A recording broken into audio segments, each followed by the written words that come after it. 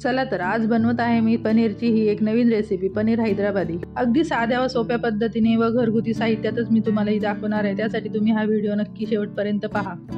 त्यासाठी मी घेतले आहे 250 ग्रॅम पनीर। ते मी आयताकृती तुकड्यांमध्ये कट करून घेतले। त्यानंतर पॅनमध्ये तेल टाकून मी ते दोन्ही बाजूने व्यवस्थित लालसर असे तळून घेतले आहे। तुम्ही तुमच्या आवडीनुसार पनीरचे पीस करू शकता। अशा प्रकारे बाकीचे पनीर मी दोन्ही बाजूने लालसर रंगावर तळून घेतले आहे। तुम्ही जर माझ्या चॅनलवर नवीन असाल आणि माझ्या चॅनलला अजूनही सबस्क्राइब केले नसेल तर नक्की सबस्क्राइब करा। तसेच माझ्या चॅनलवर जाऊन इतरही माझ्या रेसिपी नक्की ट्राय करून पहा। अगदी कमीत कमी वेळेत व कमीत कमी साहित्यात मी त्या बनवलेल्या आहेत। त्यानंतर ग्रेव्हीसाठी येथे मी घेतले आहे 4 मीडियम साईजचे कांदे, 4 ते 5 हिरवी मिरची, आलं आणि लसूण। तेलामध्ये मी हे कांदे, लसूण, हिरवी मिरची व आलं व्यवस्थित फ्राय करून घेत आहे। 2 ते 3 मिनिटं परतून झाल्यानंतर झाकण ठेवून पुन्हा एकदा 2 ते 3 मिनिटांसाठी व्यवस्थित वाफ काढून घ्यायची आहे।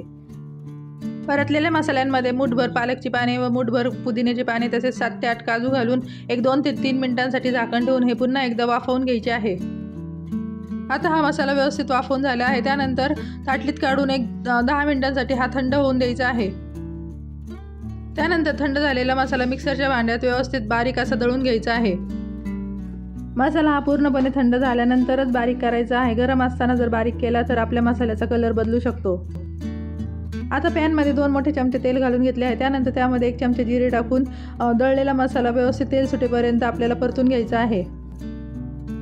2 मिनिटांसाठी सतत हलवून घेतल्यानंतर झाकण ठेवून एक 2 ते 3 मिनिटांसाठी पुन्हा एकदा वाफ घ्यायची आहे। येथे मी 2 चमचे दही घेतले। त्यानंतर त्यामध्ये 2 चमचे लाल मिरची पावडर, 1 चमचा धना पावडर, अर्धा चमचा हळद आणि 1 चमचा जिरा पावडर टाकून हे व्यवस्थित फेटून घेतले आहे। येथे थोडासा खडा मसालाही मी घेतला आहे। त्यामध्ये लवंग, मिरे, दालचिनी, तमालपत्री तसेच 3 ते 4 सुकी लाल मिरची घेतली आहे।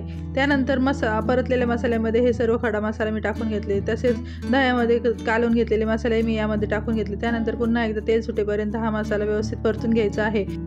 झाकण ठेवून 2 ते 3 मिनिटांसाठी व्यवस्थित वाफवून घ्यायचं आहे। आता तुम्ही पाहू शकता 3 ते 4 मिनिटांनंतर मसाल्याला मस्त तेल सुटू लागले आहे। त्यानंतर गरजेनुसार गरम पाणी आपण यामध्ये घालून घ्यायचे आहे। तळलेले सर्व पनीर आपण आता या ग्रेव्हीमध्ये घालून घेणार आहे। त्यानंतर चवीपुरतं मीठ व गरजेनुसार गरम पाणी घालून घ्यायचे आहे। थोडीशी कसुरी मेथी टाकून झाकण ठेवून एक 5 ते 7 मिनिटांसाठी एक उकळी घ्यायची आहे। 5 मिनिटांनंतर तुम्ही पाहू शकता भाजीला मस्त उकळी आलेली आहे। तसेच भाजीचा कलरही खूप छान आलेला आहे। त्यानंतर त्यामध्ये 2 चमचे फ्रेश क्रीम घालून घ्यायची आहे। ही भाजी तुम्ही नान बरोबर, रोटीसोबत किंवा चपाती बरोबरही खाऊ शकता। जर तुम्हाला ही माझी पनीर हैदराबादीची रेसिपी आवडली असेल तर नक्की लाईक करा। तसेच माझ्या चॅनलला नक्की सबस्क्राईब करा। थँक्यू।